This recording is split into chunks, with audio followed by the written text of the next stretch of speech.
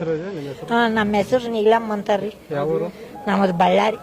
ನಮ್ಮ ಮಕ್ಕಳು ಬಡವರು, ನಾವು ಬಿಟ್ಟಿರ್ತೀವಿ ಹೊಟ್ಟೆ ತಾಪತ್ರಕ್ಕೆ ಓದಿಸ್ಲಾರ್ದ ದೊಡ್ಡವ್ರು ಓದಿಸಿದ್ರು ನಾವೆಲ್ಲ ಓದಿಸ್ಬೇಕು ಅಂತ ಮಾಟ ಅಂತ ಬಿಟ್ಟಿವಿ.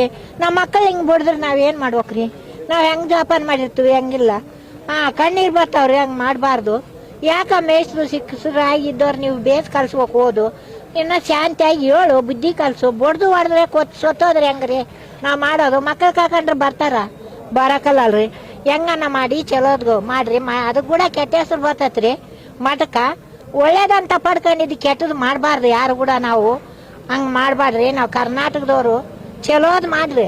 ಹುಡುಗರನ್ನ ಬೇಸ್ ನೋಡ್ಕೇಳ್ರಿ, ಒಳ್ಳೇದಾಗ್ತೈತಿ. ನಿಮ್ಮ ಮಕ್ಕಳಿದ್ರೆ ಹಂಗೆ ಬಡ್ತಿದ್ರಿ ಏನ್ರಿ? ನೀವು ಬಡ್ತಿದ್ರೆ ಆತೈತ್ರಿ. ನಮ್ಮ ಸಣ್ಣ ಹುಡುಗರನ್ನ ಬಡಿದ್ರೆ ಆ ಹುಡುಗರು ಸೋತಾದ್ರೆ ನಾವು ಎಲ್ಲಿದ್ದ ಸರ್ ಕೊಡ್ತಾನ ಭಗವಂತ. ಮಕ್ಕಳು ಇಲ್ದವ್ರಿಗೆ ಗೋಳಾಡ್ತಿರ್ತಾರ. 5-6 ಮಕ್ಕಳು ನಾವು ಅಡ್ಕೊಂಡಿರ್ತೀವಿ ಬುದ್ಧಿ ಇಲ್ದ. ಮತ್ತೆ ಮಾಟಕ್ಕೆ ದೊಬ್ಬತೀವ್ರಿ. ಎಲ್ಲಿದ್ದೊಬ್ಬನು ದೊಬ್ಬಿದ್ರೆ ನೀವ್ ಹಿಂಗ್ ಮಾಡ್ಬೇಕೇನ್ರಿ? ನೀವು ಜೋಪಾನ ಮಾಡ್ಬೇಕ್ರಿ. ಮಕ್ಕಳು ಇಲ್ದವ್ರ ಮಕ್ಕಳು ಕೊಂಡ್ಕೊಂಡು ಹೋಗ್ತಾರ್ರಿ ಲಕ್ಷಗಳು ಕೊಟ್ಟು. ನಾವ್ ಹೆಂಗ್ ಮಾರ್ಕೊಂತೀವ್ರಿ ಹೊಟ್ಟೆಗಾರದ ಮಕ್ಕಳ?